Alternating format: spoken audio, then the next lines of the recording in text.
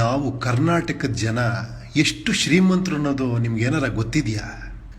ನಮ್ಮೆಲ್ಲರ ಸಂಪಾದನೆ ಎಷ್ಟು, ನಾವು ಎಷ್ಟು ಜನನ ಕೆಲಸಕ್ಕೆ ಇಟ್ಕೊಂಡಿದ್ದೀವಿ ಅಂತ ನಿಮ್ಗೇನಾರ ಅಂದಾಜಿದೆಯಾ? ಇರಲಿಕ್ಕಿಲ್ಲ. ನೀವು ಪ್ರತಿ ವರ್ಷ ಸಂಪಾದನೆ ಮಾಡ್ತಿರೋದು 2 ಲಕ್ಷ ಕೋಟಿಗಿಂತಲೂ ಹೆಚ್ಚು. ನೀವು ಕೆಲಸ ಕೊಟ್ಟಿರೋದು ಸಾವಿರಾರು ಜನಕ್ಕೆ. ಇಲ್ಲಿ ನೋಡಿ, ನಿಮಗೆ ಗೊತ್ತಿದ್ದು ಗೊತ್ತಿಲ್ದಿರೋ ಸತ್ಯ, ನಮ್ಮ ಕರ್ನಾಟಕದ ಬಡ್ಜೆಟ್ ಹತ್ತತ್ರ 2 ಲಕ್ಷ ಕೋಟಿ. ಇದೆಲ್ಲ ನಾವು ಕೊಡ್ತಿರೋ ಡೈರೆಕ್ಟ್ ಆ್ಯಂಡ್ ಇಂಡೈರೆಕ್ಟ್ ಟ್ಯಾಕ್ಸ್, ಅಂದರೆ ತೆರಿಗೆಯಿಂದ ಬರೋದು. ನೀವು ಕೆಲಸ ಕೊಟ್ಟಿರೋದು ಸಾವಿರಾರು ಜನಕ್ಕೆ. ನಿಮ್ಮ ಮನೆ ಮುಂದೆ ಸ್ವಚ್ಛ ಮಾಡೋ ಪೌರ ಕಾರ್ಮಿಕರಿಂದ ಹಿಡಿದು ಕಾರ್ಪೊರೇಟರ್, MLA, ಚೀಫ್ ಮಿನಿಸ್ಟರ್ ಎಲ್ಲರಿಗೂ, ಅಡ್ಮಿನಿಸ್ಟ್ರೇಷನ್, ಗೌರ್ಮೆಂಟ್ ಅಡ್ಮಿನಿಸ್ಟ್ರೇಷನ್ ವರ್ಕ್ ಮಾಡೋ ಪ್ರತಿಯೊಬ್ಬ ಬ್ಯೂರೋಕ್ರಾಟ್ಸು, IAS, KAS, IPS ಎಲ್ರಿಗೂ ಸಂಬಳ ಕೊಡೋದು ನೀವೇ. ನಿಮ್ಮ ಈ ಟ್ಯಾಕ್ಸ್ ಮನಿ ಅಂದರೆ ತೆರಿಗೆ ಹಣ. ಹೌದು,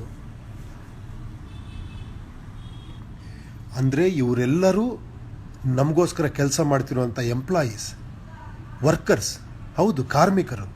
ಆದರೆ ಈಗ ಆಗ್ತಿರೋದು ಮಾತ್ರ ವಿಪರ್ಯಾಸ. ಪ್ರಜಾಪ್ರಭುತ್ವದಲ್ಲಿ ಈ ಸತ್ಯ ನಿಮಗೆ ಕಾಣಿಸದೇ ಇರೋ ಅಂಥ ಪರಿಸ್ಥಿತಿಗೆ ತಂದಿರೋದಕ್ಕೆ ಕಾರಣನೂ ನಾವೇ, ಬಲಿಪಶುಗಳು ನಾವೇ. ಹೇಗೆ ಅಂತೀರಾ? ಈ ಲಕ್ಷಾಂತರ ಕೋಟಿ ಸಂಪಾದನೆ ಮಾಡಿ ಅದನ್ನು ನಮಗೆ, ನಮ್ಮ ನೀಡ್ಸ್ಗೆ, ಸಮಾಜದ ಅನಿವಾರ್ಯತೆಗಳಿಗೆ ವಾಪಸ್ ಕೊಡೋದಕ್ಕೆ ನಾವು ಸೆಲೆಕ್ಟ್ ಮಾಡಿ ಎಲೆಕ್ಟ್ ಮಾಡ್ತಿರುವಂಥ ನಾಯಕರ ಅರ್ಹತೆನ ನಾವು ಜಾತಿ, ಮತ, ದುಡ್ಡು, ಹೆಸರು ಇದರಿಂದ ಅಳೆದು ಅಂಥವ್ರನ್ನ ಇಂಥ ಒಂದು ದೊಡ್ಡ ಸ್ಥಳಕ್ಕೆ, ದೊಡ್ಡ ಕೆಲಸಕ್ಕೆ, ಅಂದರೆ MLA, MP, ಮಿನಿಸ್ಟ್ರುಗಳನ್ನ ನಾವು ಆಯ್ಕೆ ಮಾಡಿ ಕಳಿಸ್ತಿದ್ದೀವಿ. ಅಲ್ಲ ರೀ, ನಮ್ಮ ಮನೆಯಲ್ಲಿ 5,000 ರೂಪಾಯಿ ಕೊಟ್ಟು ಕೆಲಸಕ್ಕೆ ಇಟ್ಕೊಳ್ಳೋ ಅಂಥ ಜನಗಳನ್ನೇ ನಾವು ತಳ ಬುಡ ಎಲ್ಲ ಚೆಕ್ ಮಾಡಿ ಟೆಸ್ಟ್ ಮಾಡಿ ಇಟ್ಕೊತೀವಿ. ಅಂಥದ್ರಲ್ಲಿ ನಮ್ಮ ಲಕ್ಷಾಂತರ ಕೋಟಿ ದುಡ್ಡನ್ನು ನಮಗೆ ಸೂಕ್ತ ರೀತಿಯಲ್ಲಿ ಹಿಂತಿರುಗಿಸುವಂಥ ವ್ಯಕ್ತಿಗಳನ್ನ, ಅಂದರೆ ವರ್ಕರ್ಸ್ನ, ಎಂಪ್ಲಾಯೀಸ್ನ ನಾವು ಯಾವ್ಯಾವುದೋ ಸಿಲ್ಲಿ ಕಾರಣಕ್ಕೆ ಎಮೋಷನಲ್ ಆಗಿ ಜಾತಿ, ಮತ, ಅವನೊಬ್ಬ ದೊಡ್ಡ ವ್ಯಕ್ತಿ, ದುಡ್ಡಿರೋನು, ಅವನ ಹಿಂದೆ ತುಂಬ ಜನಗಳಿದ್ದಾರೆ, ಇದು ತುಂಬ ಫೇಮಸ್ ವ್ಯಕ್ತಿ ಅಂತ ಎಲೆಕ್ಟ್ ಮಾಡ್ತೀವಿ. ನಾವು ಮಾಡ್ತಿದ್ದೀವೋ ಅಥವಾ ಅಂಥ ಪರಿಸ್ಥಿತಿನ ಕ್ರಿಯೇಟ್ ಮಾಡಿ ನಮ್ಮ ಕೈಲಿ ಇವ್ರುಗಳೆಲ್ಲ ಮಾಡಿಸ್ತಿದ್ದಾರೋ ಅರ್ಥ ಆಗ್ತಾ ಇಲ್ಲ. ಏನು ಮಾಡೋದು? ಇಲ್ಲಿರೋರೆಲ್ಲ ಇಂಥವ್ರೆ, ನಮಗೆ ಬೇರೆ ಆಪ್ಷನ್ ಇಲ್ಲ, ಚಾಯ್ಸ್ ಇಲ್ಲ. ಇರೋ 3ರಲ್ಲಿ ಇವ್ರು ಸ್ವಲ್ಪ ಬೆಟ್ರು ಅಂದ್ಕೊಂಡು ನಾವು ಎಲೆಕ್ಟ್ ಮಾಡ್ತೀವಿ. ಇದು ನಿಮಗೆ ಮಾತ್ರ ಅಲ್ಲ, ನನಗನ್ಸಿರೋದು ಇದೇನೆ. ಹಾಗಾದರೆ ಇದಕ್ಕೆ ಬೇರೆ ದಾರಿನೇ ಇಲ್ವಾ? ದೊಡ್ಡವರೊಬ್ರು ಹೇಳಿದ್ದಾರೆ, ಆಶಾವಾದಿಯಾಗಿದ್ದರೆ ನನ್ನ ಹತ್ರ 100 ಐಡಿಯಾಗಳು ಕೊಡ್ತೀನಿ ನಾನು, ಬಟ್ ನಿರಾಶಾವಾದಿಗಳಿಗೆ ನನ್ನ ಹತ್ರ ಯಾವ ಐಡಿಯಾನೂ ಇಲ್ಲ ಅಂತ. ಆ ಥರ ಆಶಾವಾದಿಗಳಿಗೆ ನನ್ನ ಹತ್ರ ಒಂದು ಐಡಿಯಾ ಇದೆ, ಕೇಳಿ ನೋಡಿ. ಛೇ, ಇದು ನನ್ನ ಐಡಿಯಾ ಅಲ್ಲ, ಇದು ಸತ್ಯ, ಎಲ್ರಿಗೂ ಗೊತ್ತಿರೋದೆ, ಅದನ್ನು ನಾನು ಹೇಳ್ತಾ ಇದ್ದೀನಿ ಅಷ್ಟೇ, ಕೇಳಿ. ಚಿಕ್ಕ ಮಕ್ಕಳಿಗೆ ಸ್ಕೂಲಿಗೆ ಸೇರಿಸೋದಕ್ಕೆ ಇಂಟರ್ವ್ಯೂ ಅಂತಾರೆ. ಇನ್ನು ಲಕ್ಷಾಂತರ ಕೋಟಿ ದುಡ್ಡನ್ನು ಮ್ಯಾನೇಜ್ ಮಾಡಿ ಇಡೀ ರಾಜ್ಯದ ಪ್ರಾಬ್ಲಮ್ನ ಸಾಲ್ವ್ ಮಾಡುವಂಥ ಒಂದು ದೊಡ್ಡ ಜಾಬ್ಗೆ, ಹುದ್ದೆಗೆ ಒಂದು ಸಣ್ಣ ಟೆಸ್ಟ್ ಇಲ್ವಾ? ಎಕ್ಸಾಮ್ ಇಲ್ವಾ? ಹೌದು, ಇರಲೇಬೇಕಲ್ಲ. ಆ ಎಕ್ಸಾಮ್ ಯಾವ ಥರ? ಗ್ರ್ಯಾಜುಯೇಟಾ, ಮಾಸ್ಟರ್ಸಾ, PhDನ? ಇಲ್ಲ, ಆ ಥರ ಇರಲೇಬೇಕು ಅಂತಿದ್ರೆ ಕಾನ್ಸ್ಟಿಟ್ಯೂಷನ್ ಬರೆದಂಥ ದೊಡ್ಡವರು ಅದ್ರ ಬಗ್ಗೆ ಯೋಚನೆ ಮಾಡ್ತಿದ್ರು. ಹೌದು, ಆಡಳಿತ ನಡೆಸೋ KAS, IPS ಆಫೀಸರ್ಗಳು ಆ ಥರ ಕ್ವಾಲಿಫಿಕೇಷನ್ ಬೇಕು. MLA, MP, ಮಿನಿಸ್ಟ್ರುಗಳಿಗೆ ಯಾತಕ್ಕೆ? ಅವರು ಜನಗಳನ್ನ ರೆಪ್ರೆಸೆಂಟ್ ಮಾಡೋರು, ಅಂದರೆ ಜನಪ್ರತಿನಿಧಿಗಳು. ಅವ್ರಿಗೆ ಯಾವ ಕ್ವಾಲಿಫಿಕೇಷನ್ ಇರಬೇಕಾಗಿಲ್ಲ, ಕರೆಕ್ಟು. ಆದರೆ ಒಂದು ಕ್ಷೇತ್ರದಲ್ಲಿ ಒಬ್ಬ MLA ಆಗೋ, ಕಾರ್ಪೊರೇಟರ್ ಆಗೋ ನಿಲ್ಲುವಂಥ ಅಭ್ಯರ್ಥಿಗೆ ಆ ಏರಿಯಾದಲ್ಲಿ ಏನೇನು ಸಮಸ್ಯೆಗಳಿದೆ, ಅದಕ್ಕೆ ತಾನು ಏನು ಪರಿಹಾರ ಕೊಡ್ಬೋದು ಅನ್ನೋ ಸಾಮಾನ್ಯ ಕಲ್ಪನೆನಾರು ಇರಬೇಕಲ್ವ, ಒಂದು ಐಡಿಯಾನಾರು ಇರಬೇಕಲ್ವ. ಹಾಗಾದರೆ ಅಭ್ಯರ್ಥಿಗಳನ್ನ ಸೆಲೆಕ್ಟ್ ಮಾಡೋಕ್ಕೆ ಮುಂಚೆ ಒಂದು ಎಕ್ಸಾಮ್, ಒಂದು ಪರೀಕ್ಷೆ ನಡೀಲೇಬೇಕು. ಹೌದು, ಈ ಥರ ಐಡಿಯಾಗಳಿರೋ ಜನ ಮುಂದೆ ಬರಬೇಕು. ಒಂದೊಂದು ಚುನಾವಣಾ ಕ್ಷೇತ್ರದಿಂದನೂ ಕೂಡ 5-10 ಜನ ಆ ಇಡೀ ಕ್ಷೇತ್ರನ ಓಡಾಡಿ ಅಲ್ಲಿರೋ ಪ್ರಾಬ್ಲಮ್ಗಳ ತಿಳ್ಕೊಂಡು ಅವರೇ ಒಂದು ಎಕ್ಸಾಮ್ ಥರ ಬರೆದು ಅದನ್ನು ಪಾರ್ಟಿಲಿರೋ ಮೇನ್ ಲೀಡರ್ಸು ನೋಡಬೇಕು. ಈ ಥರ ಬರೋ ಸಾವಿರಾರು ಅಪ್ಲಿಕೇಶನ್ನ ಸ್ಟಡಿ ಮಾಡಿ ಅದರಲ್ಲಿ ಯಾರು ಬೆಸ್ಟು ಅನ್ನೋದನ್ನು ಡಿಸೈಡ್ ಮಾಡಿ ಅಂಥವ್ರನ್ನ ಒಂದೊಂದು ಕ್ಷೇತ್ರದ ಅಭ್ಯರ್ಥಿ ಅಂತ ಅನೌನ್ಸ್ ಮಾಡಿ ಅವ್ರಿಗೆ ಟಿಕೆಟ್ ಕೊಡಬೇಕು. ಅವರು ಈ ಎಕ್ಸಾಮಲ್ಲಿ ಬರೆದು ಪಾಸ್ ಆಗಿರೋಂಥ ಪೇಪರ್ನೇ ಜನಗಳ ಮುಂದೆ ಇಡಬೇಕು. ಅಂದರೆ ಈ ಏರಿಯಾದಲ್ಲಿ ಈ ಪ್ರಾಬ್ಲಮ್ಗಳಿದೆ, ಇದಕ್ಕೆ ನನ್ನದೇ ಆದಂಥ ಒಂದು ಸೊಲ್ಯೂಷನ್, ಅಂದರೆ ಪರಿಹಾರ ಈ ಥರ ಇದೆ, ಅದು ಇಷ್ಟು ದಿನದಲ್ಲಿ ನಾನು ಪರಿಹಾರ ಮಾಡ್ತೀನಿ ಅನ್ನೋದನ್ನು ಜನಗಳಿಗೆ ಮುಟ್ಟಿಸ್ಬೇಕು. ಈ ಅರ್ಹತೆ ನೋಡಿ ಜನ ಅವ್ರಿಗೆ ಓಟ್ ಹಾಕಬೇಕು ಅಲ್ವಾ? ಎಲೆಕ್ಷನ್ ಗೆದ್ರ ಮೇಲೆ ಅವ್ರಿಗೆ ಲಕ್ಷಾಂತರ ರೂಪಾಯಿ ನಾವು ಸಂಬಳ ಕೊಡ್ತೀವಿ. ಆದ್ದರಿಂದ ಅವರು 9 to 6 ಆ ಏರಿಯಾದಲ್ಲಿ ಓಡಾಡಿ ಕೆಲಸ ಮಾಡಬೇಕು. ಆ ಕೆಲಸದ ಪ್ರತಿಯೊಂದನ್ನು ವಿಡಿಯೋ ಫೋಟೋಗ್ರಾಫ್ ತೆಗೆದು ಅದನ್ನೊಂದು ವೆಬ್ಸೈಟಲ್ಲಿ ಹಾಕಿ ಫೇಸ್ಬುಕ್ಕಲ್ಲಿ ಹಾಕಿ ಜನಗಳಿಗೆ ಅವಾಗ ತಲುಪಿಸ್ತಾನೆ ಇರಬೇಕು. ಇದನ್ನು ಕೇಳಿ ನೋಡಿ ಏನಂತಾರೆ, ಜನಗಳು ನಾವೆಂಗ್ರಿ ತಲುಪ್ಸೋಕ್ಕಾಗತ್ತೆ, ಜನನೇ ಬಂದು RTIಗೆ ಹಾಕಿ ತಿಳ್ಕೊಳ್ಳಿ, ಜನನೇ ಅಲ್ಲೋಗಿ ತಿಳ್ಕೊಳ್ಳಿ ಇಲ್ಲೋಗಿ ತಿಳ್ಕೊಳ್ಳಿ. ಅಲ್ಲ, ನಮಗೆಲ್ಲ ಬೇರೆ ಕೆಲಸಗಳಿದೆ, ಅದು ನಮ್ಮ ಕೆಲಸ ಅಲ್ಲ. ನಿಮ್ಗೆ ಆ ಕೆಲಸ ಕೊಟ್ಟಿದ್ದೀವಿ, ಇದು ನಿಮ್ಮ ಕೆಲಸ, ನಿಮ್ಗೆ ಅದಕ್ಕೋಸ್ಕರ ಸಂಬಳ ಕೊಡ್ತಾ ಇದ್ದೀವಿ.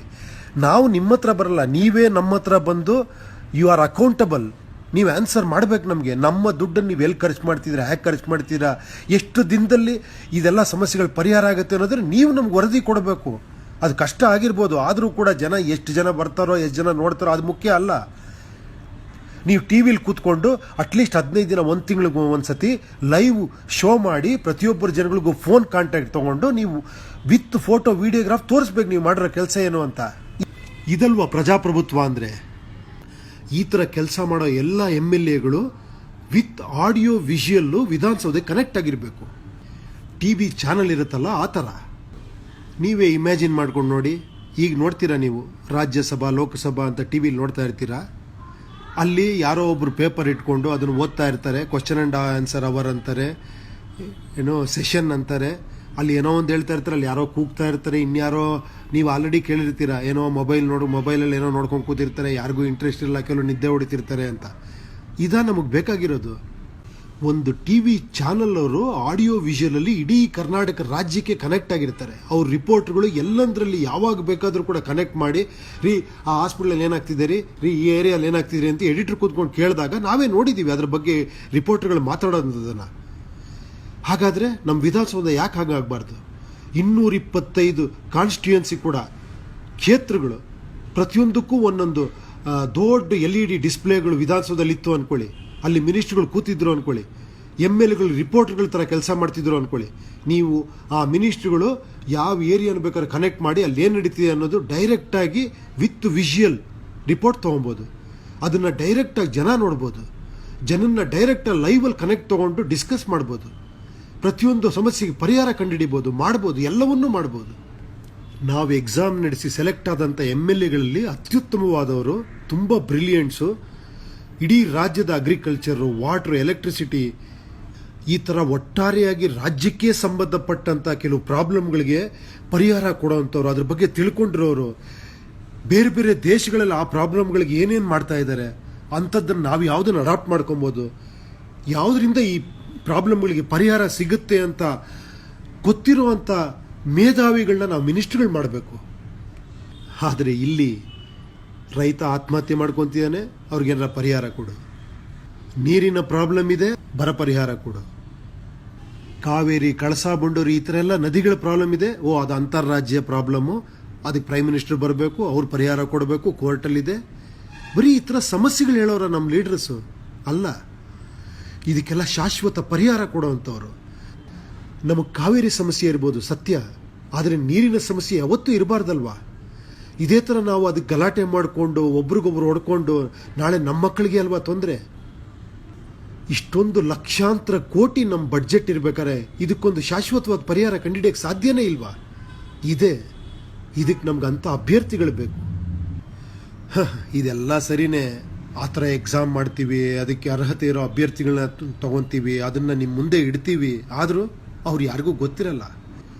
ಇವ್ರನ್ನ ನಾವು ಜನಗಳಿಗೆ ತಲುಪಿಸೋದು ಹೇಗೆ?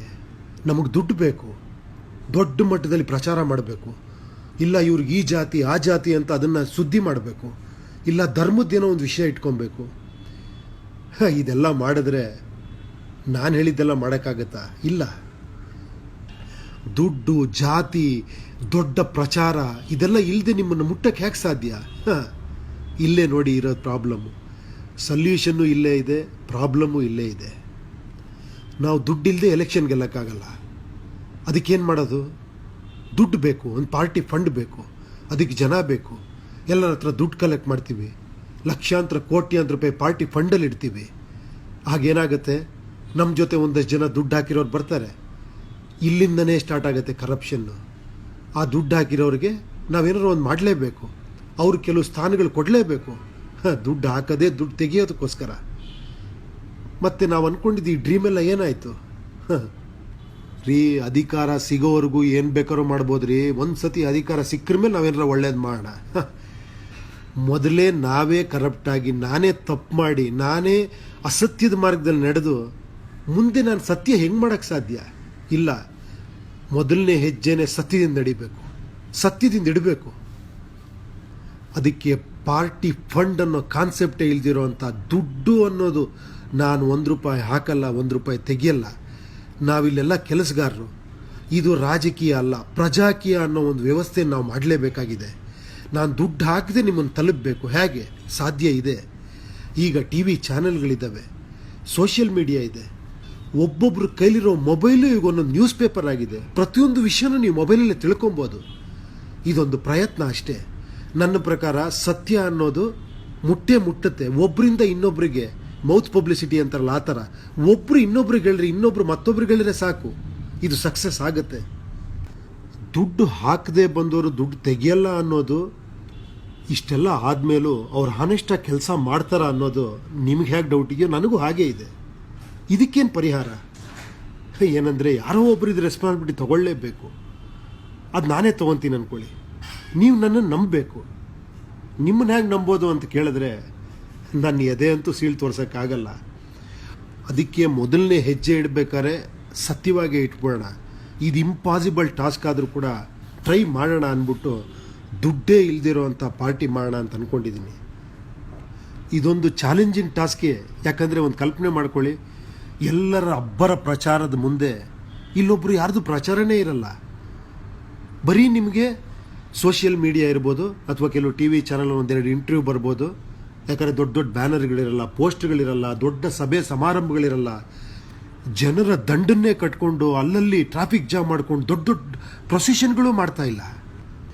ಅವ್ರು ಆ ಜಾತಿ, ಇವ್ರು ಈ ಧರ್ಮ, ಅವ್ರು ಆ ಥರ ಕೆಲಸ ಮಾಡಿಲ್ಲ, ಈ ಥರ ಕೆಲಸ ಮಾಡಿಲ್ಲ ಅನ್ನೋದು ಯಾವುದೂ ಇರಲ್ಲ ಇಲ್ಲಿ. ಹಾಗಾದರೆ ನಿಮ್ಮನ್ನು ಹೆಂಗೆ ತಲುಪೋದು ನಾವು? ಸತ್ಯ, ಟ್ರೂತ್, ಸತ್ಯಮೇವ ಜಯತೆ ಅನ್ನೋ ಒಂದೇ ಒಂದು ನಂಬಿಕೆಯಲ್ಲಿ ಹೆಜ್ಜೆ ಇಡ್ತಾ ಇದ್ದೀವಿ. ಗೆಲ್ಲೇಬೇಕು ಅನ್ನೋ ಅಹಂಕಾರ, ಸೋತೋಗ್ತೀವಿ ಅನ್ನೋ ಭಯ ಎರಡಿದ್ರೂ ಕೂಡ ಈ ಹೆಜ್ಜೆ ಇಡಕ್ಕೆ ಸಾಧ್ಯನೇ ಇಲ್ಲ. ನಾನು ಕರಪ್ಟ್ ಆಗಲೇಬೇಕು. ಭಗವದ್ಗೀತೆಯಲ್ಲಿ ಹೇಳಿದಾರಲ್ಲ, ಕರ್ಮಣ್ಯೇ ವಾದಿಕಾರಸ್ತೆ ಮಾಫಲೇಶು ಕದಾಚನ. ನಿನ್ನ ಕೆಲಸ ನೀನು ಮಾಡು, ಫಲಾಫಲ ನನಗೆ ಬಿಡು ಅಂತ. ಇಲ್ಲಿ ನಾನು ಅಂದ್ಕೊಂಡಿರೋದೇನೆಂದರೆ, ಇದು ನನ್ನದೊಂದು ಪ್ರಯತ್ನ ಅಷ್ಟೇ. ನಾನು ನಿಮ್ಮವನಾಗಿ, ನಾನೊಬ್ಬ ಪ್ರಜೆಯಾಗಿ ನನಗನ್ಸಿದ್ದು ನಾನು ಹೇಳ್ತಾ ಇದ್ದೀನಿ. ಇದರಲ್ಲೂ ಕೆಲವು ತಪ್ಪು ಒಪ್ಪುಗಳಿರ್ಬೋದು. ಅದಕ್ಕೆ ನೀವೆಲ್ಲ ನನ್ನ ಜೊತೆ ಕೈ ಜೋಡಿಸಿದ್ರೆ ನಾವೆಲ್ಲ ಚರ್ಚೆ ಮಾಡಿ ಮುಂದುವರಿಬೋದು. ಹಾಗನ್ ಕೂಡಲೇ ನೀವು 500,000 ಜನ ಬಂದು ನನ್ನ ಮನೆ ಮುಂದೆ ನಿಂತ್ಕೊಳ್ಳೋದು ಬೇಕಾಗಿಲ್ಲ. ನನಗೆ ಬೇಕಾಗಿರೋದು ನಿಮ್ಮ ಹಾನೆಸ್ಟ್ ಆನ್ಸರ್ ಪೇಪರ್. ನೀವು ನಿಮ್ಮ ಏರಿಯಾನ ಸ್ಟಡಿ ಮಾಡಿ ಅದರಲ್ಲಿರೋ ಪ್ರಾಬ್ಲಮ್ಗಳು, ಅದಕ್ಕೆ ಈ ಥರ ನಾವು ಪರಿಹಾರ ಕೊಡ್ಬೋದು ಅನ್ನೋ ಒಂದು ಪೇಪರ್ಸು, ಅದನ್ನು ನೀವು ನನಗೆ ಕೊರಿಯರ್ ಮಾಡ್ಬೋದು, ಅಥವಾ ನನ್ನ ಮೇಲ್ ID ಕೊಡ್ತೀನಿ, ಅದಕ್ಕೆ ನೀವು ಮೇಲ್ ಮಾಡ್ಬೋದು. ಇನ್ನೊಂದು ವಿಷಯ, ಇದು ನಾನೇ ಮಾಡಬೇಕು ಅಂತನೇನಿಲ್ಲ, ಯಾರು ಬೇಕಾದ್ರೂ ಇದನ್ನು ಮಾಡ್ಬೋದು. ಈಗಿನ ರಾಜಕೀಯ ವ್ಯವಸ್ಥೆಗಳು ಕೂಡ ಪ್ರಜಾಕೀಯ ವ್ಯವಸ್ಥೆಯಲ್ಲಿ ಇದನ್ನು ಮಾಡ್ಬೋದು. ಇದೊಂದು ಮೆಸೇಜ್ ಅಷ್ಟೇ. ನಾನು ಒಬ್ಬ ಪ್ರಜೆಯಾಗಿ, ಈ ದೇಶದ ಪ್ರಜೆಯಾಗಿ ನನ್ನ ಕಳಕಳಿಯ ಪ್ರಾರ್ಥನೆ ಇದಷ್ಟೇ. ನೀವು ಯಾರಾದರೂ ಮಾಡಿ, ಇಲ್ಲ ನಾನಂತೂ ಮಾಡೇ ಮಾಡ್ತೀನಿ. ನನ್ನ ಜೊತೆ ನೀವು ಬಂದೇ ಬರ್ತಿರೋ ನಂಬಿಕೆಯಿಂದ ಈ ಮೆಸೇಜ್ ನಿಮ್ಗೆ ತಲುಪಿಸ್ತಾ ಇದ್ದೀನಿ. Thank you. ನಿಮ್ಮ ಉಪ್ಪಿ.